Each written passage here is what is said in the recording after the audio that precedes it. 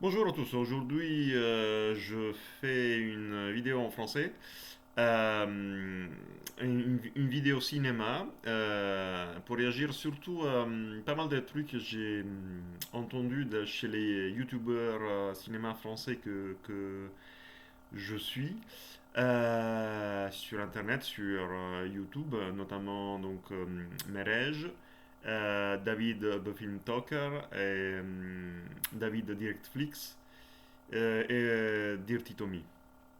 C'est un peu les principaux que je suis et John Ali TV aussi. Alors, c'est ce que je voulais dire, c'est que en fait, parce que je suis un peu étonné, même par rapport à ces derniers blockbusters qu'on voit cet été, donc Jurassic World, Renaissance et d'autres.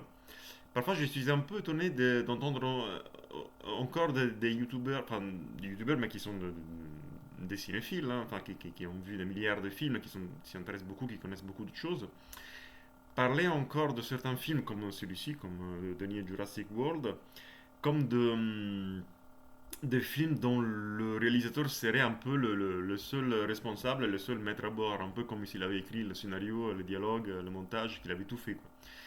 Alors, dans une de leurs dernières lives, j'avais un peu commenté aussi dans le chat que j'étais un peu étonné parce que vous savez très bien que ce genre de blockbuster, surtout depuis l'épopée de Marvel, Disney Marvel, ce genre de blockbusters sont devenus des films, sont toujours des films, mais où le réalisateur ne décide plus rien.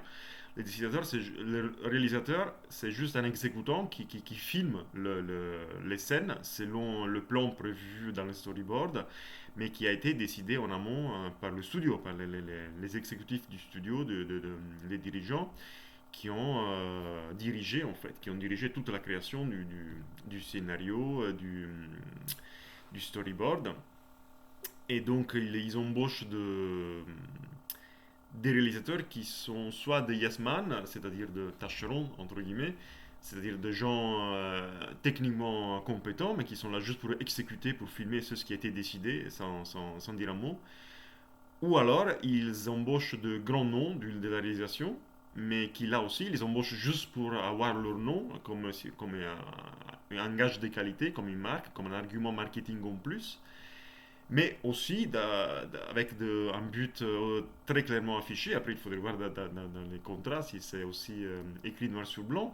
Mais le but, c'est aussi que eux, ils filment exactement ce qui a été déjà prévu par le studio et qui est assez clairement explicité dans le scénario et dans le storyboard. Et c'est tout, sans avoir à dire un mot dessus, en fait.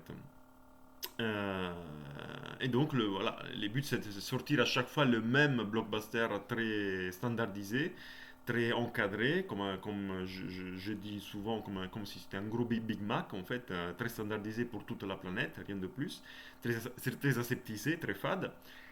Et soit ils embauchent des yes man et donc le nom du réal n'est même pas très important, soit ils embauchent de grands noms de la réalisation, mais c'est juste pour avoir en plus un peu le gage de qualité, un argument marketing en plus, une star en plus dans la liste des stars qui participent au projet. Mais c'est pas mais c'est pas du tout pour que le film reflète un peu la vision ou le style du réalisateur en question.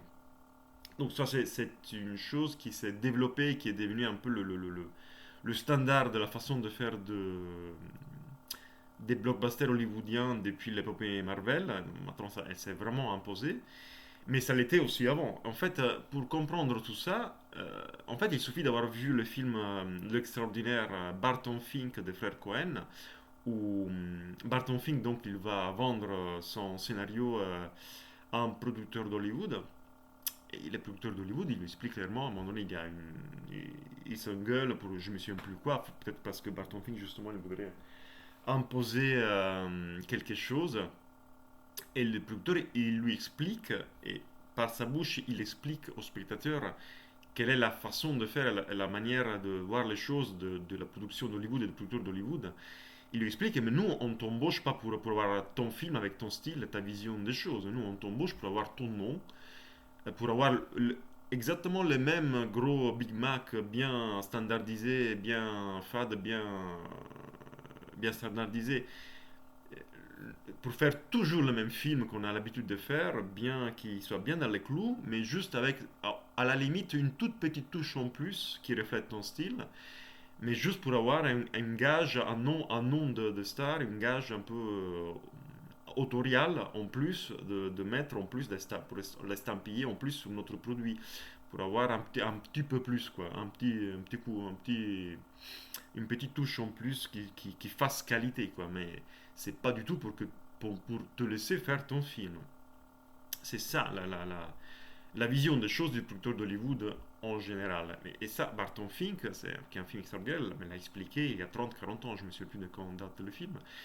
Et c'est comme ça que. Donc il faudrait arrêter. Enfin, ça m'étonne un peu. C'est vrai que cette façon extrêmement autoriale de voir et de critiquer les films viennent de la France. C'est la France et les réalisateurs français et la critique de cinéma français qui a imposé un peu ce standard de faire de la critique, c'est de voir un film comme si c'était l'œuvre d'un peintre qui a tout fait tout lui-même pour exprimer son style soi-même, pour exprimer soi-même. Mais c'est pas du tout comme ça que les films sont faits en général, et encore plus, c'est pas du tout comme ça que les films sont faits à Hollywood. D'ailleurs, même Tim Burton l'avait expliqué très bien dans une interview il y a très longtemps. Il avait très bien dit, mais je ne comprends pas même qu'est-ce que ça peut vouloir dire le concept de cinéma indépendant. Le cinéma n'est pas indépendant en soi. Le cinéma, c'est un art, mais c'est un art qui demande énormément d'argent, énormément de gens. Tu peux pas le faire ça tout seul, comme si tu étais un peintre dans ton atelier, que tu fais ton truc tout seul. C'est de toute façon une production d'équipe et industrielle. Et donc, dans la manière de faire d'Hollywood, on embauche des réalisateurs, mais en général, pour qu'ils exécutent ce que le studio veut, de plus en plus et encore plus ces dernières années dans la logique de production de blockbusters, surtout Disney, Marvel, Hollywoodien, blockbuster, Warner, etc. Et en fait, les miracles, entre guillemets, se produisent en général quand dans le métier interviennent ces réalisateurs qui ont à la fois le talent et à la fois la force commerciale et à la fois la niaque, la force de caractère pour s'imposer face au studio, pour engager un bras de fer avec le studio et pour au moins partiellement le gagner.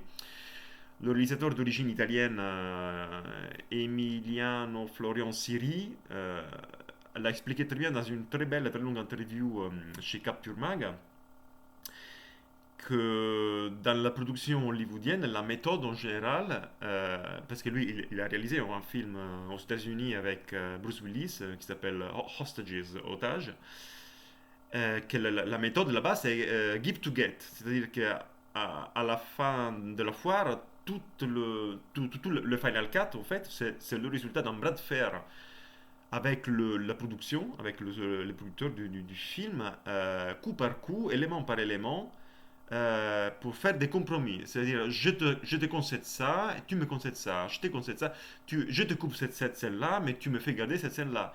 Je te mets cette musique, mais tu me gardes celle-là. Ok, le personnage principal n'aura plus cet aspect-là, mais si tu me concèdes de garder cet aspect-là. Tout est comme ça, en fait, du début à la fin, et surtout à la fin, quand il y a le Final Cut, quand il faut décider du montage final, tout est faire de la phrase clé qui est la clé de la manière d'avancer à Hollywood, qui est give to get. Je te donne ça en échange de ça. Tout est faire de compromis au bout du bout. Donc, à la fin, en général, c'est toujours des compromis. Dans les cas de blockbusters, genre Disney, Marvel, en fait, le réalisateur n'a quasiment plus mot à dire sur rien. Il ne fait qu'exécuter. C'est ce que le studio a décidé. Et en fait, au fur et à mesure qu'on monte en gamme, on va dire, c'est-à-dire que le réalisateur il est déjà plus connu, il a plus de force commerciale, c'est-à-dire il peut faire valoir qu'il est déjà quelqu'un qui, par son nom et par son talent, il assure le studio de gagner beaucoup d'argent, de faire des entrées. Et plus il a vraiment de force de caractère, de niaque, de pouvoir de caractère pour tenir tête au studio coûte que coûte jusqu'au bout, plus il va pouvoir petit à petit imposer quelque chose de plus de sa vision et de son style dans le montage final, qui sera toujours une affaire de compromis entre ce que le studio veut et c'est ce que le réalisateur veut. C'est pas toujours le cas, mais en général, plus le studio gagne, plus le film est une merde, plus le réalisateur gagne, plus le film, on va pas dire que c'est forcément génial, mais plus c'est quelque chose d'un peu autorial dans le sens qu'il reflète un style, quelque chose d'un peu plus homogène, qui a un style un peu plus affirmé, on va dire. Et les exemples sont multiples en général, plus les films, même si produits par des grands studios, sont un peu laissés de côté pour multiples raisons. C'est-à-dire que le studio, il fait démarrer un film, mais en fait, il a autre chose par la tête. Les producteurs et surtout les exécutifs ne regardent pas ce qu'ils sont en train de faire parce qu'ils ont d'autres chats à fouetter. Et plus en général, ces films-là sortent comme des chefs-d'œuvre inattendus par tout le monde. Beetlejuice, c'est ça. Beetlejuice, c'est un petit film qui a été, je me souviens plus comment exactement, mais que Tim Burton a obtenu de faire et la Warner a décidé de le lui financer. Je crois que c'était un peu parce que comme ils avaient plus ou moins déjà décidé, je me souviens plus pourquoi qu'ils lui auraient filé le premier Batman, il lui avait donné ce premier petit film juste pour se chauffer un peu, mais donc ils l'ont fait faire ça dans son coin sans s'intéresser, c'était un petit budget. Donc, et il y a aussi cette question très importante, plus le budget monte, plus le studio, les producteurs, ils sont sur le dos du réalisateur, ils sont sur le set du tournage tous les jours à regarder, à imposer, à vouloir discuter sur ce qu'il faut faire, comment il faut faire, tout ça. Moins les budgets élevés, et moi en général, le studio il laisse le réalisateur tranquille dans son coin de faire ce qu'il veut, quoi. Beetlejuice, c'est ça. C'est un film que Tim Burton il a pu faire en complète liberté par rapport au studio Warner, aux producteurs et aux exécutifs de Warner. Et au miracle, il est sorti ce petit chef-d'œuvre complètement loufoque, complètement en dehors un peu des canons d'un grand studio et qui a donné ce grand classique qui est Beetlejuice. Autre exemple, Sixième Sens de M. Night Shyamalan, chef-d'œuvre de Shyamalan avec Bruce Willis. Exactement la même chose. En fait, je me souviens plus exactement l'histoire, mais grosso modo, Bruce Willis avait merdé avec Disney, qui est le producteur de Sixième Sens, avait merdé par rapport à un film qu'il avait interrompu à mi-chemin, il voulait plus le tourner, ou il avait cassé le contrat, je me souviens plus. Mais donc, comme il était toujours sous contrat avec Disney pour faire, je crois, 3 films, et en fait, Disney avait décidé de se débarrasser un peu vite fait de ce fan de contrat. Et donc, ils avaient embauché un peu comme ça, un peu sans trop regarder, Shyamalan, et ils lui avaient donné Bruce Willis, comme ça, un peu pour se dépêcher de faire ces 2, 3 films qui lui restaient dans le contrat, et pour le dégager, quoi. Et donc, voilà, un peu comme ça, par hasard, Shyamalan s'est retrouvé à voir Bruce Willis pour faire ce petit film qui traînait un peu je me souviens plus exactement, mais voilà, c'était un peu comme ça, c'était un peu un truc monté de bric-et-broc, un peu au dernier moment, avec un petit budget pour se débarrasser de ce contrat que Disney avait avec Bruce Willis. Donc ils ont laissé Shyamalan faire ce qu'il voulait, sans trop regarder. C'était un petit budget, et voilà, et hop, sort ce chef-d'œuvre, Sixième Sens, chef-d'œuvre absolu, grand classique, que Shyamalan a pu faire un peu du début à la fin sans que le studio lui casse les couilles tous les jours. Donc voilà, les exemples sont énormes. Donc en général, c'est ça qui se passe aujourd'hui, surtout et surtout quand c'est des grands budgets. Plus le budget est grand, plus les réalisateurs sont presque seulement des exécutants que exécutent et s'ils sont déjà connus, à la limite, ils acceptent de mettre juste leur logo un peu comme une plus-value dans la promo du film. Et s'ils ont un peu de niaque, ils essaient quand même de garder un 2, 3, 10% de ce qu'ils voulaient à la fin, dans le montage final, dans le final cut du film.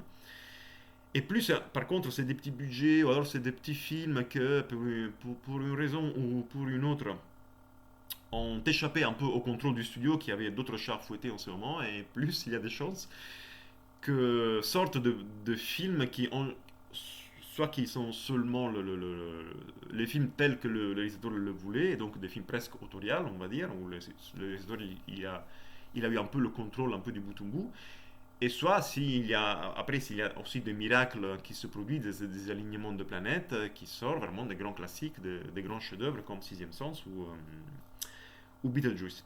Voilà, donc ça c'était pour faire un petit résumé de tout ça, parce que je suis un peu étonné de voir encore des gens critiquer un peu Gareth Edwards qui a sorti donc ce dernier Jurassic World qui, paraît-il, c'est une grosse merde. Moi je l'ai pas vu, mais c'est ce que j'ai vu, ça me donne pas du tout envie de le voir. Je suis un peu étonné de voir encore des critiques de cinéma qui s'y connaissent, d'en parler un peu comme si c'était Gareth Edwards qui avait décidé du film, quoi. En fait, il a rien décidé. Il a tourné. D'ailleurs, apparemment, le film se fait vraiment, tout s'est décidé un peu dans les moments, ça a été fait super vite. Gareth Edwards, il a été embauché, il s'est dit sûrement. C'est aussi le gros problème. Aujourd'hui, un mastodonte comme Disney, il a tellement tout dans ses mains, il a tellement tout racheté que plus personne, quasiment plus personne peut lui refuser un truc. Parce que soit c'est ça, soit je vais plus quasiment nulle part, soit je vais dans le streaming. C'est un choix à faire. Soit je fais pour Netflix, ou Netflix par exemple, on le sait, il file la thune et il laisse énormément de liberté aux réalisateurs. Mais c'est pas du tout le cas chez Disney, chez Warner. Mais chez Disney, ils ont tellement tout racheté, Marvel, Universal, Fox, etc., que là, en fait, je pense que tout le monde est un peu coincé, quoi. Soit j'accepte, et j'accepte de faire le Yes Man pour Disney, soit j'ai plus d'autres alternatives à part faire dans des tout petits films indépendants, soit aller dans le streaming, quoi. Et donc Gareth Edwards, ben, il dit oui, mais en fait, il a son nom dessus, mais en fait, il a rien fait de plus que exécuter à la va-vite ce que le Disney avait prévu pour faire ce blockbuster, c'est tout, quoi. Et donc je suis un peu étonné de voir encore tellement de critiques en parler comme si voilà, c'était des produits autoriaux où le réalisateur, parce que c'est le réalisateur, il aurait décidé de tout, quoi, du scénario, de l'histoire, de l'intrigue, des dialogues, du montage, quoi. Et même des effets spéciaux, on va dire. Donc voilà, c'est juste cette petite mise au point en français pour ceux qui voudront l'écouter en français. Et voilà, merci à tous et à bientôt.